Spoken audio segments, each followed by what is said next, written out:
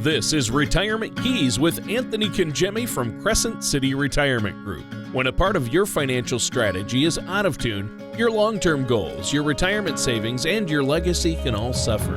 With many years of experience in the financial industry, Anthony provides his clients and prospects with the information they need regarding Social Security, retirement income planning, wealth management, and much more. Listen in as we address your financial concerns and provide helpful solutions to put you on the path to achieving your retirement goals. And now, here is Retirement Keys with your host, Anthony Congemi. Hello, this is Anthony Congemi again with another episode of Retirement Keys. Thank you so much for joining us. We have our co-host, Mr. Tony Shore, with us this morning. And as we do every Sunday morning, and we couldn't do the show without him. We're so thankful to have Tony with us. Tony, thank you for being here. Oh, Anthony, thank you for having me on the show once again. And I'm excited about this because we're doing a series, and we're going through these 20 steps. And I really think these 20 tips you have are great.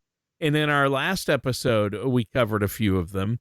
And we're going to talk about a few of these each week, aren't we? Yes, we are. We have 20 what we would consider key questions to ask yourself. Yep. Ask your, financial advisor, retirement planner, sister, brother, whoever's helping you. These are 20 key questions that we feel deserve to be asked and deserve an answer as it relates to retirement planning. Yeah. Yeah, and that's huge. And obviously, this is something everybody should have and know about. You want these questions to ask. These are the questions you have to be asking. And if our listeners want a copy, they don't have to take notes because you're going to send them a copy. They can get it just by calling up or meeting with you. I know you have these available. It's a great thing. Questions to ask before you retire. So if you're recently retired or haven't yet retired, these are the important questions you need to know. And as you said on last week's show, Anthony, a lot of people, they don't know what to ask. And they get in a situation where, they're retired. Like you said, you have a lot of people coming to you saying, man, I wish I would have asked this question or that question. Right. So you've put these together. These are the key questions people wish they had asked who are already in retirement, right? Absolutely. Yeah. And we'll make it really easy for you to get the questions. You frankly don't even need to call in. If you just simply can go to our website at crescentcityretirement.com. And you'll see a button right on the front of the website that says questions to ask before retirement. Just click there, and then the questions will be, send us, we'll get your name and email address, and they'll, within 24 hours, they'll be in your inbox. We're going to send them straight to you. That's amazing. So it'll be very easy for you to get the questions. Of course, as you say, Tony, we're talking about them on the show. Sure. And the reason why we think it's just critical, if you think about it, in anything that you embark on in life, whether it's building a house or buying a computer or creating a retirement plan or whatever it might be, a lot of times we don't know what we don't know.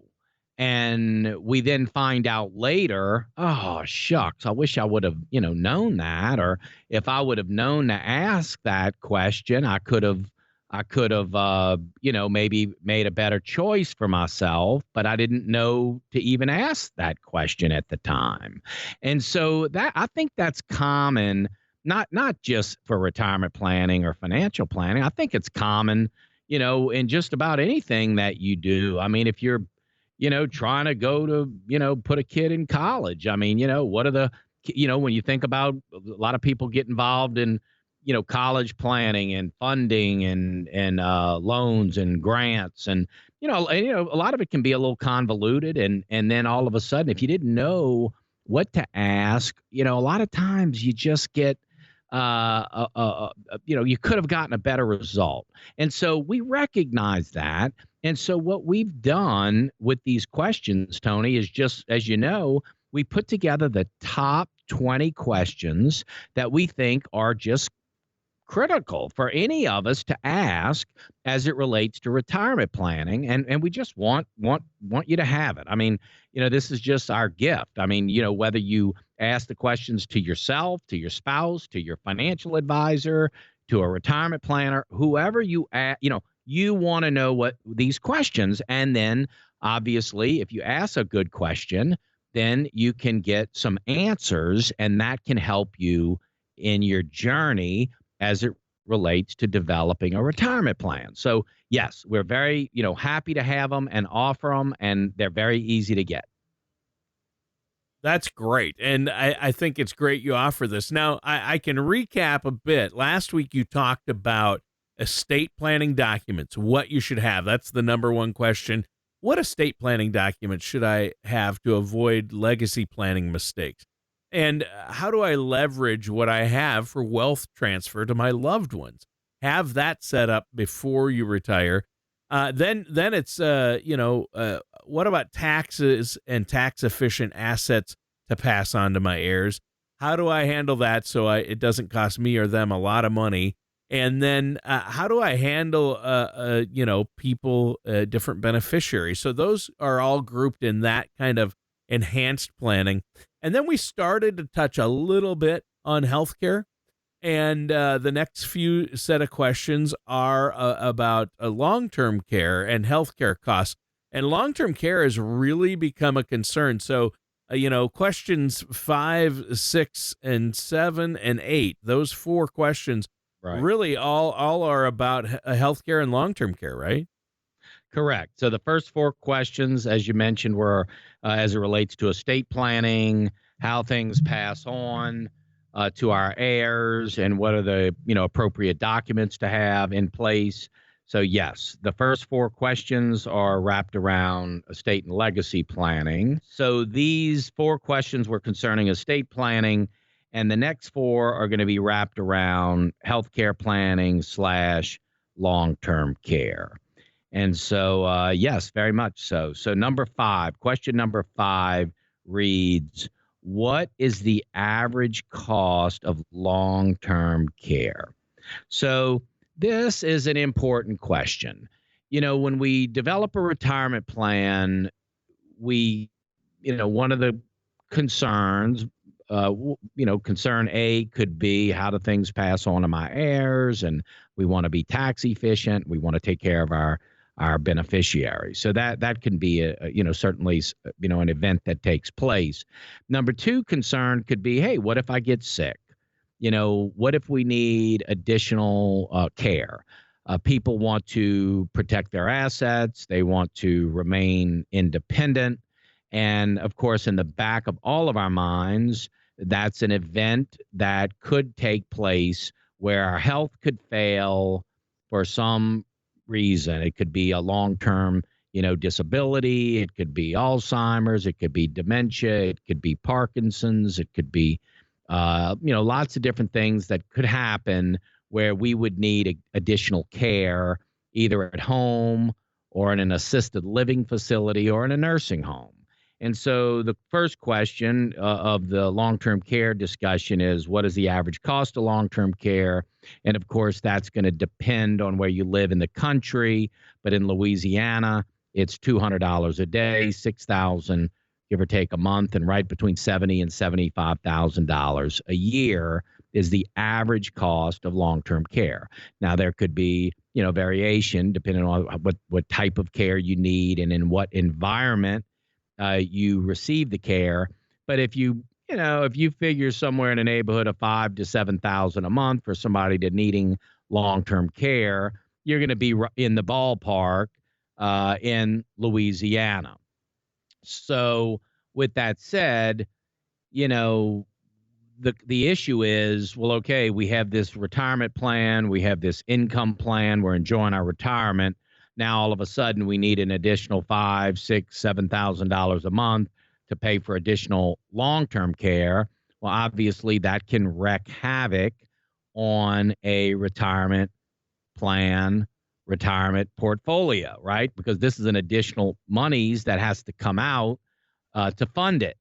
And so that's the issue is in the event I would need some type of long-term care, what is the average cost? And do have I made some appropriate planning to offset that cost?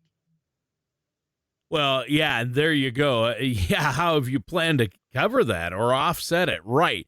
And there are a lot of different strategies for that. So that's a big question. Long-term care should just have 1,000 question marks behind it on this list. Just long-term care question marks, because you need to figure that out. And that is a real problem for a lot of people because, Anthony, like you say, if you're married and over the age of 65, the odds are one of you will be in long-term care or need it.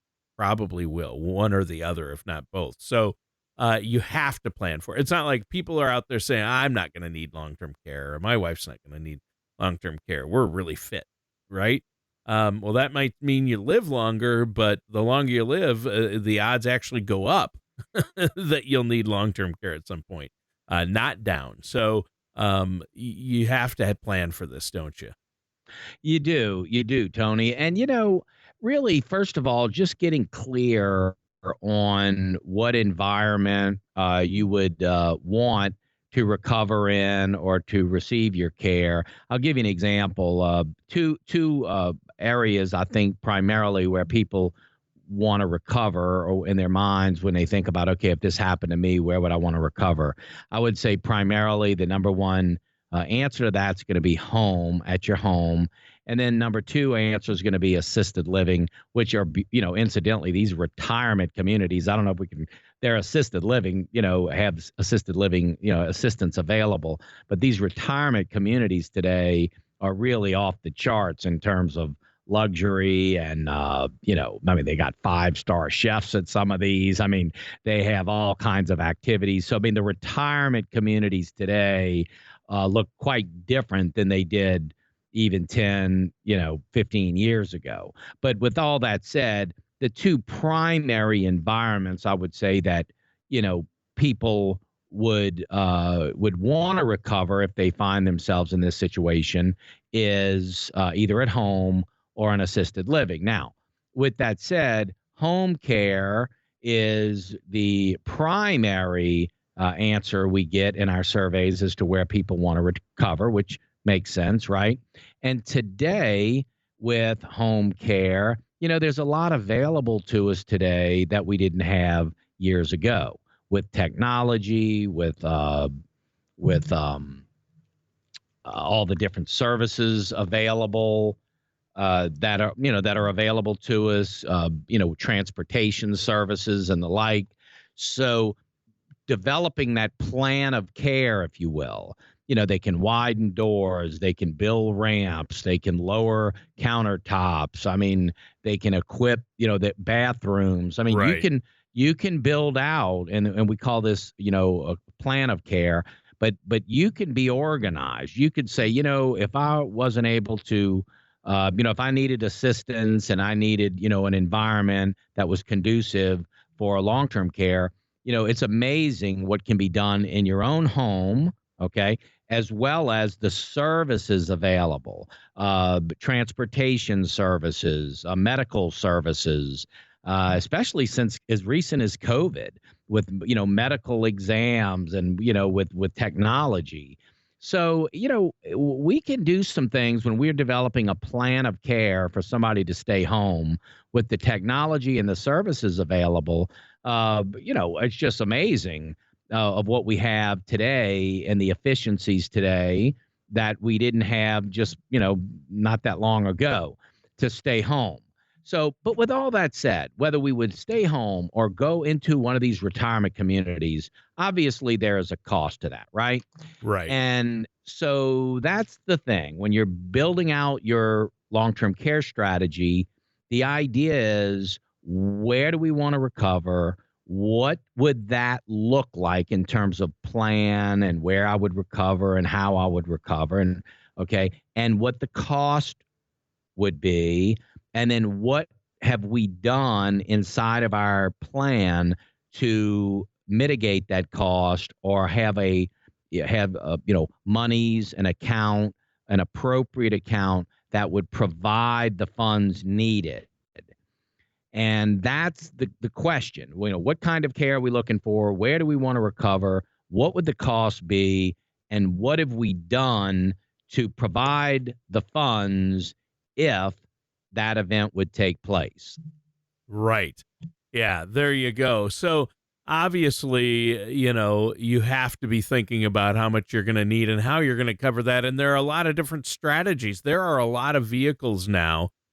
They have life insurance policies, cash value that will kick in if you do need long-term care, but yet you don't lose the money you put in. And that's huge, obviously, Those right? hybrid policies have been very, very, very common to be able to provide the funds needed.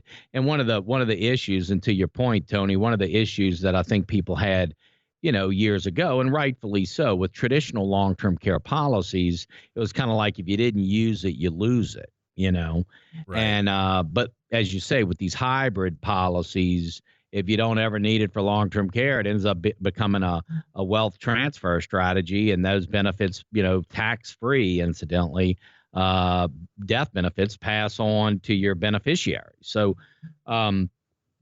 there's, again, there, just like there's, the care itself and the services and the technology have come a long way since the old, dinosaur days of just, hey, you're going to a nursing home.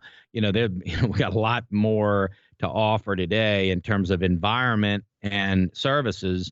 The funding piece of it has come a long way, and so that's why it's so important to be thinking about it, not to dwell on it, of course, but to be thinking about it and think about, okay, part of my retirement plan is going to be if the event or in the event that this occurs, we have a plan. We've thought about it. We've talked about it. We know where the funds are coming from.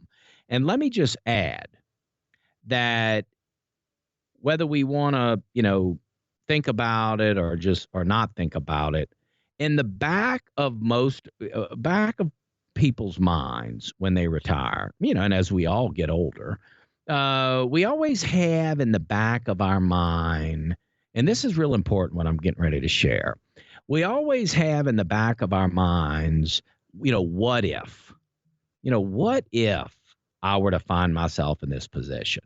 And so then we say, well, we have money, we have investments, we have funds that we could, pull from if we needed it. Okay. Which incidentally, a lot of times that becomes more of a taxable issue depending on where we pull the money. So it could be very inefficient. But the point I'm trying to make is not just that.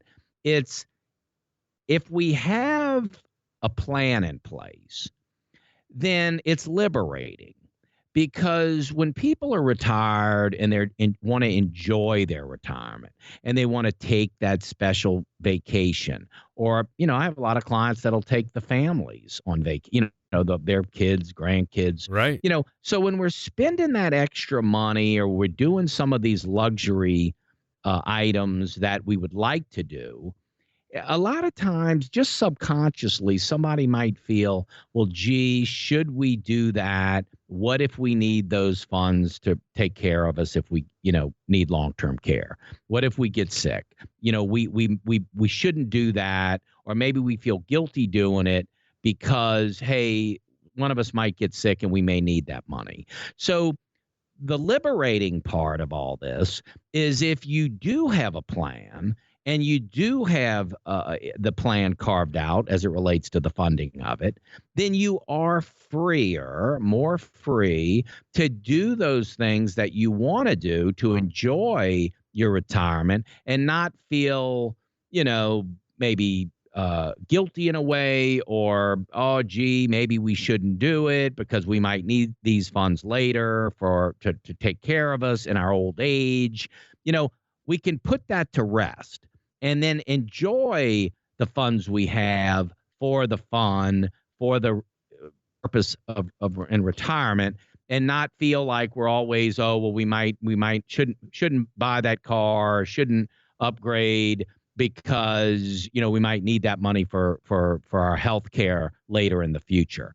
And so that's what I find too, Tony. Not only is it financially, the right thing to do, because we do want to protect assets, we do want to remain independent, we want to have a good plan in the event we need it. It's also a liberating thing because we can enjoy our retirement, enjoy doing those extra things or those funner things that we want to do, and not be concerned that we're tapping into funds that we might need later. Yeah.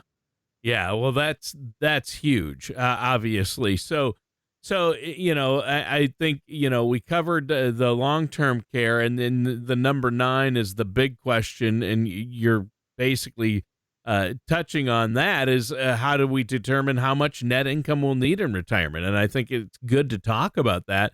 And that's the real trick with retirement, isn't it? It is, Tony. So as you know, that we feel there's 5 key elements to any sound retirement plan. One is going to be estate and legacy planning, which we touched on in our previous show about how assets pass on. That's certainly important. The other is healthcare planning. We want to make sure we have proper medical care. We want to know how Medicare works. We want to make sure we have a long-term care strategy in the event we need it. So estate and legacy planning obviously is important. Healthcare planning is important. And the third key that we feel is very important in retirement is going to be income planning. And you're right. Question number 9 on our questions is how to determine how much net income I will need in retirement. And so that is a question, right? And so the key word is net, which when you get your questions, you'll see her in bold print, because, we've got to consider taxes, federal taxes. We have to consider state taxes. And we also have to consider healthcare costs, because when we think about a net income, or what people might refer to as our take-home pay, when you look at your W-2 today, you check that you receive as you're working, a lot comes out of your check, right? Medicare, Social Security, federal taxes, state taxes, maybe your health insurance, maybe your disability insurance.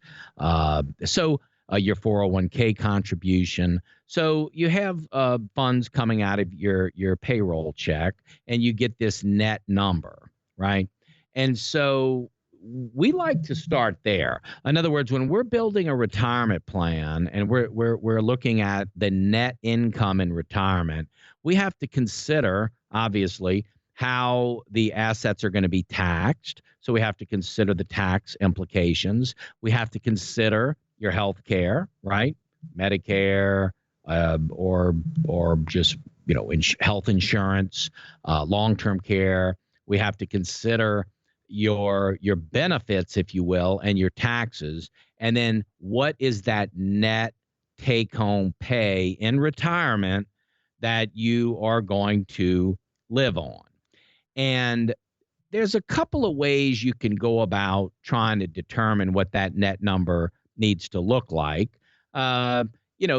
Obviously there's real fancy accounting software, QuickBooks and Mint, and there's a lot, budgeting and expenses and all of this that we can do to really build out this income that's going to be needed, this net income in retirement. And some of that can be a little clunky, and we have some really good, accounting software, and we have a fabulous, process for that. Exactly. Nobody wants to take a pay cut in retirement, and that's why you plan it that way. Well, this is great information, Anthony, but we're almost out of time. So why don't you let our listeners know how they can get a hold of you and set up a complimentary consultation to get these questions answered before they retire? Absolutely. So what I would ask you to do, if you're, enjoying the show and enjoying the questions and the topics, by all means, go to our website at crescentcityretirement.com and just get your copy of the questions. Get your copy. Read through the questions. Make some notes. Make your own notes on the questions. And then we can schedule a 15-minute call and we can discuss it. We can discuss the questions. We can discuss your thoughts. But I would say, even before you call our office or to discuss these retirement questions with me or anyone else for that matter, get the questions yourself, please. They're available. CrescentCityRetirement.com. Just click on the little box. The office will automatically, they'll send you out a nice PDF of the 20 questions that we're discussing on the radio, and just read through them, make some notes. And, of course, if there's any additional questions that you want to discuss, by all means, jot those down. But we really feel that these 20 key questions are really going to get you started in the right direction as it relates to retirement. So anyway, I appreciate you joining us. I do have an additional key offer. I'd like to make this offer as it relates to retirement planning. And again, thank you so much for joining us. Please take advantage of our offer.